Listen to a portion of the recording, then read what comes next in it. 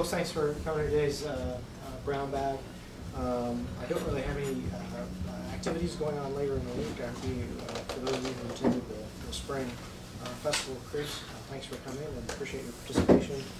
Our speaker today is Patrick Callen, who is going to be discussing some of the results of his FMSO Research Fellowship, as well as some other elements that sort of feed into his CREASE capstone paper.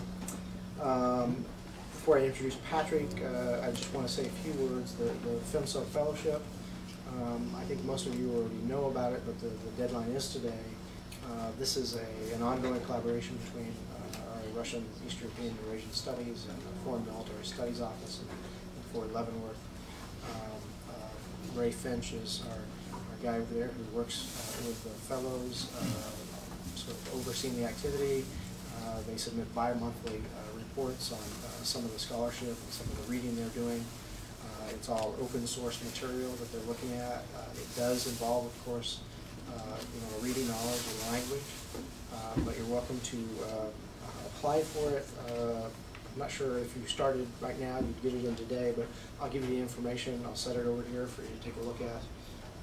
It involves a stipend. It's a really excellent program. Patrick comes to us originally from the University of Wisconsin, right over the BA in history in 2010, and he's graduating this spring. And the topic is amazingly topical. So I'm going to turn to loose and talk about evolution. Thanks, Bert, and thank you all for coming. I also thank you for your understanding with me not being able to present this last semester. So since I wasn't able to present it at the original FMSO presentation in the fall, I've kind of taken it upon myself to develop the topic further as things have developed in Russia since I think October was the date of the original one. So the topic today is basically looking at social media and its effects on protest and civic activism in post-Soviet Russia, with a few brief case studies involving the first and second Twitter revolutions in Moldova and Iran, and then moving to the Arab Spring revolutions, and then coming to Belarus, and finally Russia. So for starters, in 2009, in reaction to protests in Tehran, Andrew Sullivan of The Atlantic wrote that the revolution will be Twittered. New technologies and social media have changed the way social, political, economic, and cultural interactions are conducted. They offer greater transparency, easier and faster international exchange of goods and information, and the ability to transcend boundaries of place and space with greater ease than the traditional media, mostly I'm meaning print journalism in this regard. Television and radio can usually do a pretty good job of transcending those boundaries, but there are limitations imposed by the government.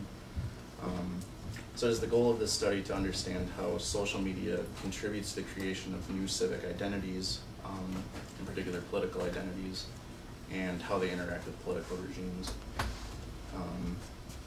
So the importance of social media has grown considerably since the first and second Twitter revolutions in 2009 in Moldova and Iran, respectively. Further accelerated by the Arab Spring revolutions that began in 2011 and that continue today. So I build upon these cases with a number of communications, sociology, and one political theory in an attempt to create a common foundation for understanding social media as a tool of protest. And then I turn to the media environments in each of the separate brief case studies before turning to Russia. So the main questions I'm concerned with in this study are what new technologies are employed by activists, and how do regimes keep up with the dynamic digital environment? How do traditional media in Russia fare with the spread of the internet and increase in users of social media, with sort of a caveat of, is print journalism a dying form, or does social media contribute to its evolution? The big question, does censorship exist in Russia today, and to what extent? And then what is the role of the government in Russia's media environment? And what can be done to ensure civil liberties regarding internet and information access? So, what is the digital revolution? Now, it's most often associated with the advances made in internet browsing and web-based services, but it also is linked to mobile telecommunications advances. As you can see from the statistics listed, mobile phone subscribers numbered only 12.4 million, growing in 2011 to 6 billion, which is 79% of the world population. Internet has grown astronomically as well, from 2.8 million to 2.2 billion today. And the advancements made that allowed for this this growth in users is basically just because of economic reasons. The technologies are a little bit cheaper, and the advancements made make it more readily accessible to users. The other part of the digital revolution that I'm more particularly concerned with is the evolution of the internet itself from Web 1.0 to Web 2.0. So in Web 1.0 you had just simple web pages that were often mostly text, and you could link via hyperlinks. So it was just a digital transportation device. Web 2.0 became more concerned with interoperability, user-created designs, and collaboration, and the participatory information sharing. So the greatest boom that I get into with this study is the boom in social networking as part of this Web 2.0 development. So you have the development of social networking and file sharing websites such as LiveJournal, Blogspot, Facebook, Twitter, MySpace, YouTube, Contactia, Vimeo, etc., and so on. So social media allow for quicker and easier access to information, real-time global communication, and commerce. These are the pros. The cons, digital narcissism and amateurism, and inauthenticity, which is often associated with Wikipedia these days. If anyone can update Wikipedia, you can basically say anything about anyone. And creating an endless digital forest of mediocrity. These are the major cons of social media.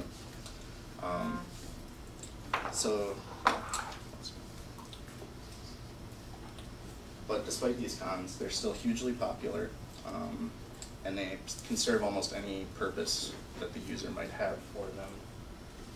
And here's just another set of statistics for internet users by region. Come back with it. So we'll move into some theoretical frameworks. So Twitter itself is a fascinating tool. There are more than 300 million users tweeting 300 million times per day, which allows you to track information, ideas, etc., almost in real time. Largely, though, social media are attributed to global commerce and just building networks with people. So you can track celebrities, you can keep up with commercial interests, but the political potential seems low at times. One instance is the top 10 user list on Twitter. President Barack Obama comes in at number 8, which is surprising. Politicians do use it as a very useful tool for their building of voting blocks. However, he's number 8 among the likes of Lady Gaga, Justin Bieber, Katy Perry, Shakira, Rihanna, Kim Kardashian, Britney Spears, Taylor Swift, and Nicki Minaj. Is there really political potential in this cadre of users? Peter Dahlgren believes there is, and most of the theories that I do believe there is political potential in social media. As I stated before, there's this interspatiality that digital media transcends traditional boundaries created by media, or boundaries of place and space, allowing for new networks and communities to form, which can increase the civic identity. And this, he draws upon Robert Putnam's 2000 study, Bowling Alone, which talks about the revival of civic interaction in America from basically the post-World War II years through today, and how there was a decline in civic interaction by the lack of involvement in PTA meetings, churches, political parties, and so on. So Dahlgren believes that social media can kind of revitalize this civic interaction. One such way is the interaction between digital and traditional media.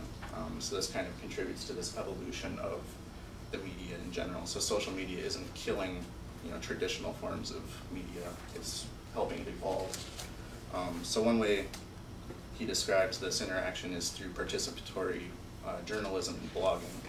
So you have the likes of CNN's iReporter, RIA Novosti has the T-Reporter program. You have a huge blogosphere that contributes new information, and I would argue much needed information in most countries where you have state-owned or corporate-owned media services. Now, the pitfall of digital media for Dahlgren and a few of the other theories that I used is that digital communities and digital activists do not transcend the physical boundaries, so they don't move into the real world and produce real revolutions, which Clay Shirky argues they do. He notes that they aren't a replacement for real world action, but they're a quick and easy way to coordinate based on these four stages of development of online identities, to synchronizing people based on interest, getting behind a common purpose, and then finally going out into the streets and taking action.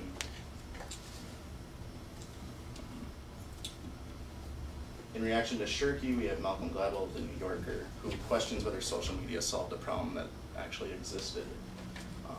He notes, or he argues, that social media only create weak sociological ties. So you create these networks, but nothing really comes of them.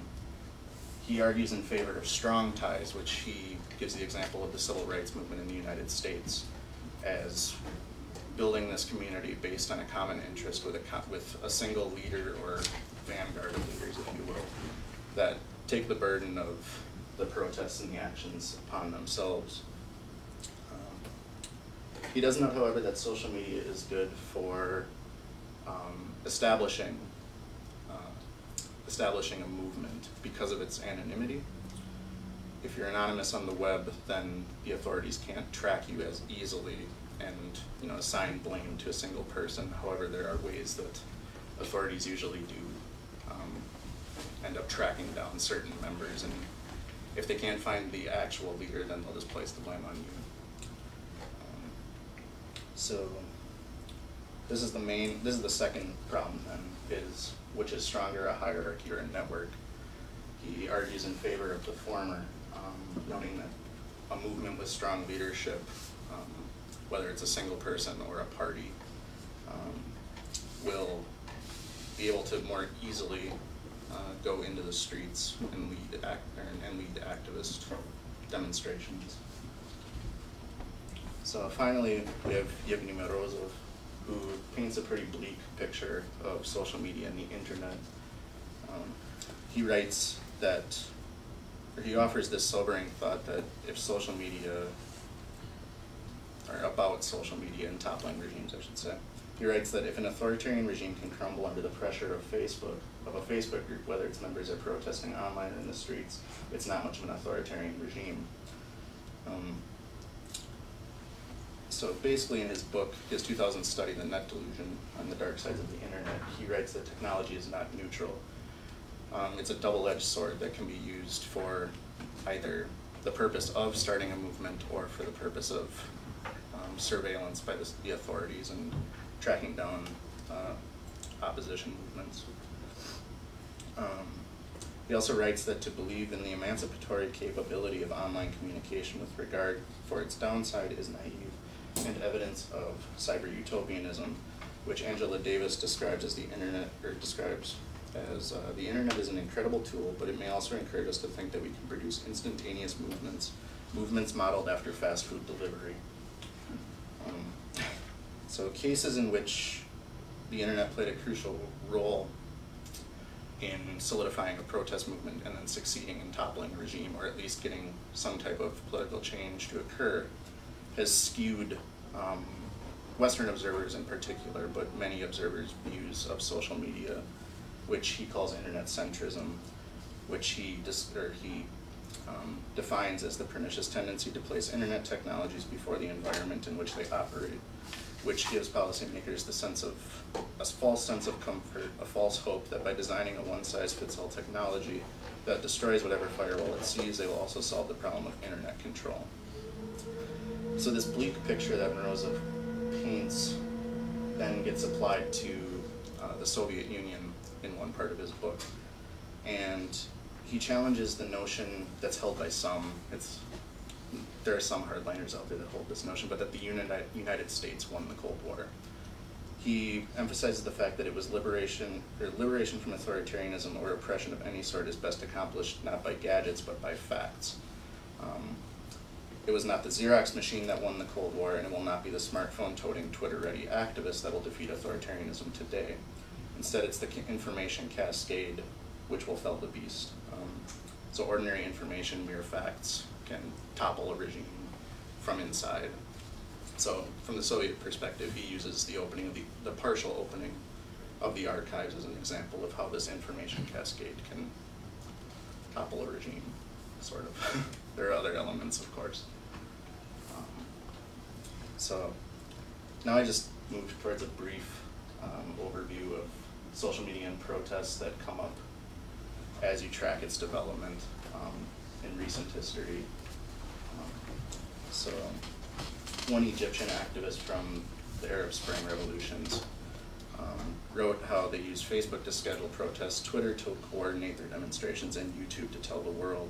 This is a commonly held fact among protesters, that this is the development, like the typical development of protest. So, the first Twitter revolution occurred in Moldova in 2009 as a result of fraudulent elections, which were going to give more power to the communist regime.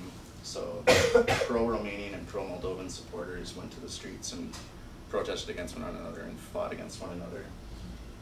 Included slogans such as "We want Europe," "We are Romanians," "Down with communism." When Moldovan TV was shut off by the government and there was fear that further repression was going to take place and further shutdowns were going to take place, one tweet from the protesters stated, "North of Moldova, TV is off, but we have the almighty internet. Let us use it to communicate peacefully for freedom." After these kinds of tweets, then the internet was abruptly shut down in the capital.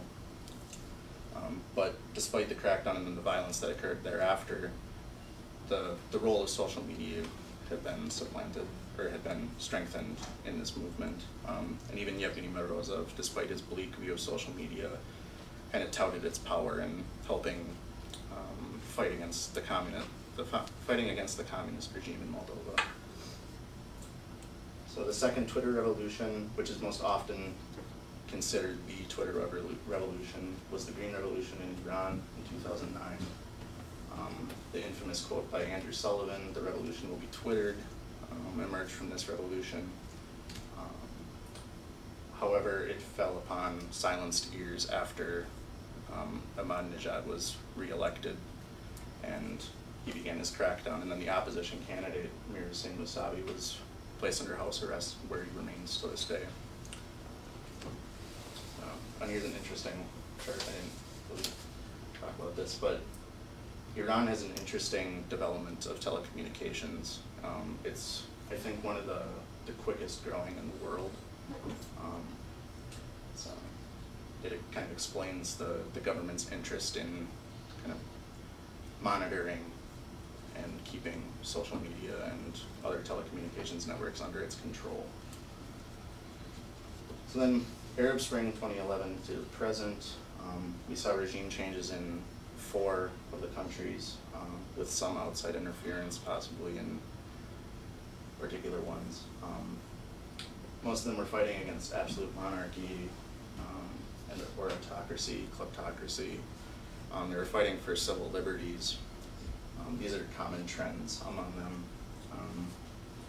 But the power of social media is very evident in these locations. And they had the common slogan, "People demand the removal of the regime," across the Arab world. So then we turned to Belarus, where they had the silent and toy protests. These were a very interesting thing to follow over the summer while I was doing the FMSO study.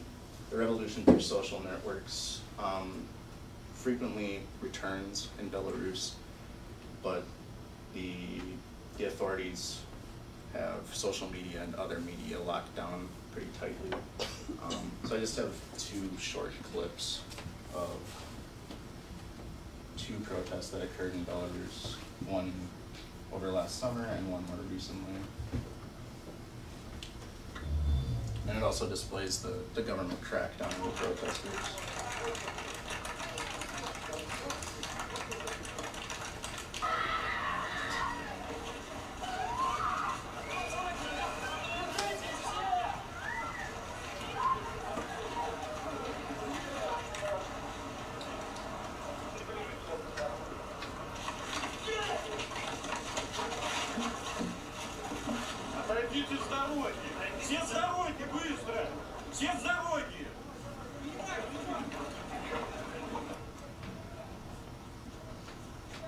So in Belarus, there's the tendency for more visible repression of opposition movements, which is a changing trend in Russia now. In the early 90s, crackdowns like this were a little bit more common, but now the media environment and the political regime in Russia are becoming more diversified, so they don't necessarily go to these extents when trying to quell a revolution or a protest in general. So, and the second one is kind of an interesting comparison to studies I do for other courses where you have protesters mocking the regime. So you have Belarusian protesters placing toys in a square in Minsk. And eventually they'll get their placards out.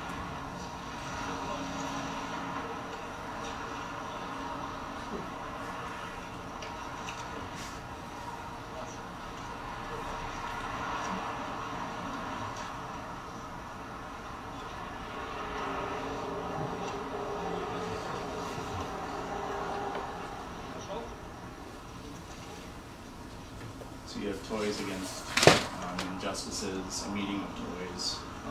You have the toys demanding the release of political prisoners from Lukashenko, asking where is the free press. The one in the middle is kind of my favorite, that the police tore out my eye.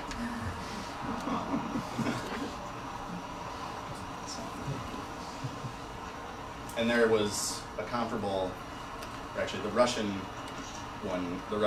toy protest occurred before this one, so it drew support in Belarus.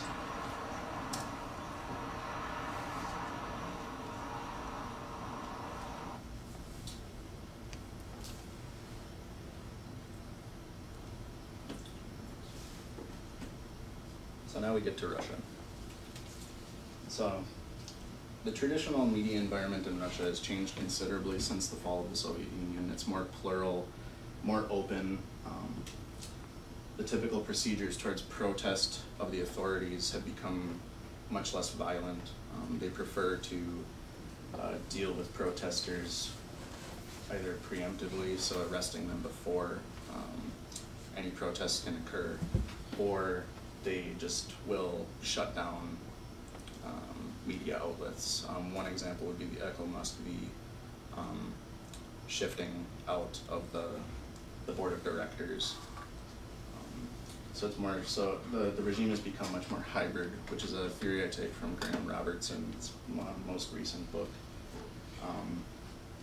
which is an attempt to manage dissent. So the regime attempts to maintain the status quo by allowing open competition among its citizens, but it has to play this very subtle balancing act where they allow just enough open competition to see how the regime is performing so that they can retool their managing style to then, maintain their legitimacy at the head of the country.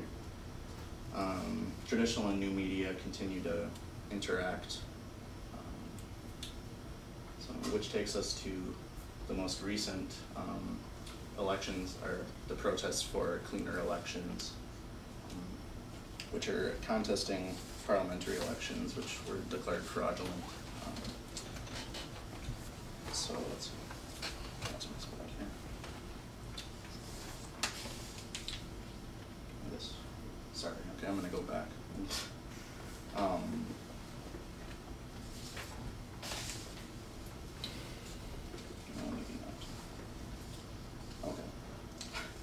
so the interaction between traditional and social media.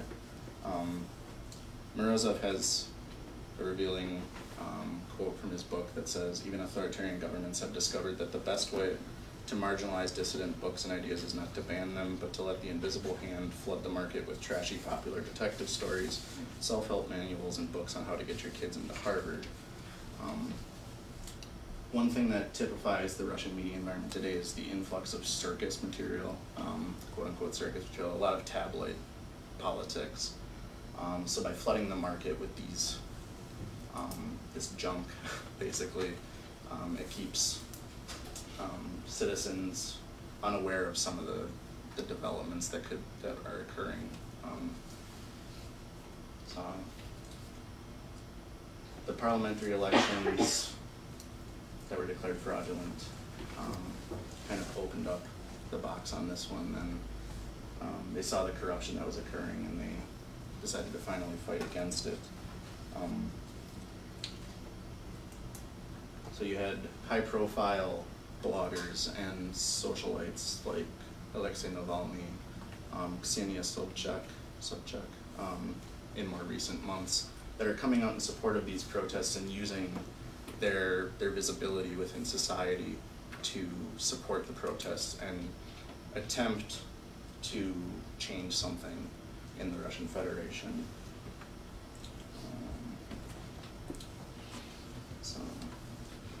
Social media allowed street protests to return to Russia. They're more successful than, for example, the Occupy Wall Street movements, which have started through social media, where you have potential leaders that are visible, and after social media transcends that physical boundary and goes into street actions, they have someone that can kind of take the movement on their backs and lead. And most recently, in December, when Navalny was arrested, director of Echo Moskvy, Alexei Venediktov, wrote that this was a political mistake on the regime's part because it transformed him from an online leader to an offline one. And his visibility within the Chesny Vybory protests rose considerably after this. So what we have in Russia is the return of street politics aided by social media.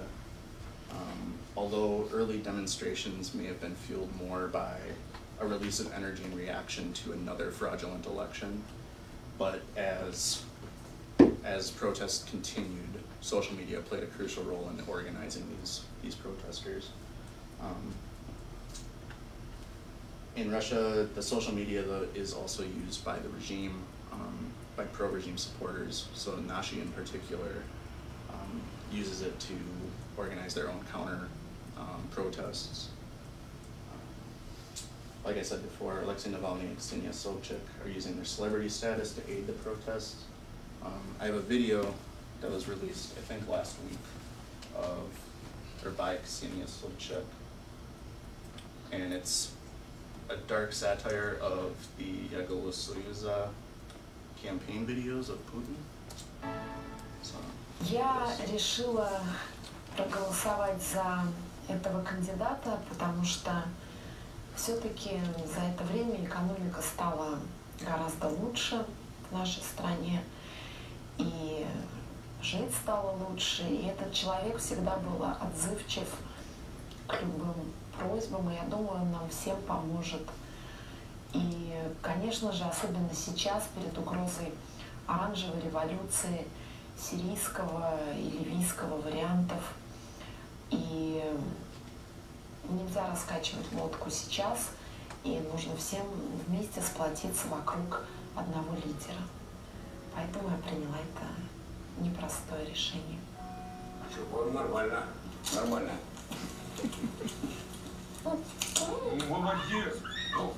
Носить давай. Так, ну что, камера нормально работала? Звук был? Да, нормально. Ну все, тащите Венедиктова. Давай, что, ну страшно будет?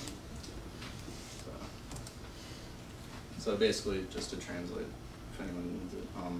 So she says, I've decided to vote for this candidate because the economy and standard of living in our country have become much better. He has always been responsive to any request. He has helped us all. And especially now with the threat of an orange revolution like in Syria or Libya, we can't rock the boat. We must rally around one leader. This is why I made this difficult decision. As the camera pans out to reveal subject tied to a chair,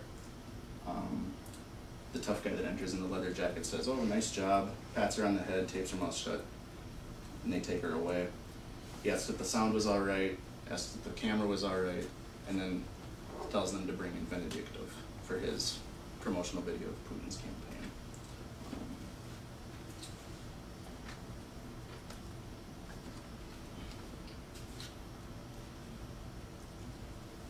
So previously, videos like this released by Subject might not have been allowed to get onto YouTube or disseminate via social media, but the media environment is much more open than it had been in previous years and previous elections, which allows opposition to attempt to at least change public opinion from the status quo. However, the regime is right there with these movements in attempting to sway public opinion to remain with Putin or whatever sitting regime is in power. So one of the questions is are the protests via social media in the streets of Moscow and throughout Russia today too little too late? And will the protests have their desired effect, or will Putin's predicted first-round victory become a reality? Oleg Kashin believes that we're all going to die under Putin. Who's a famous reporter for Kommersant. And RIA Novosti reporter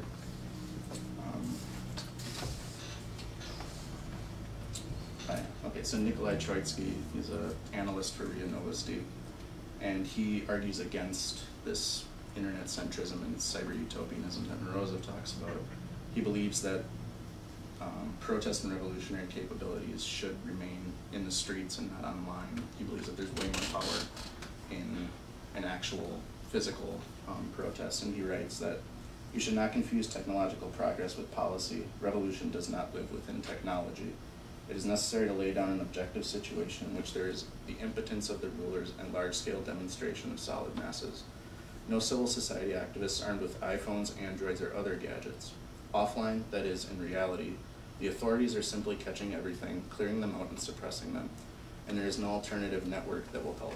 Democracy, like revolution, cannot be exported overseas like fruit, which the local public organism is not accustomed to. It does not take root, or it causes indigestion. So, that is the conclusion of my talk.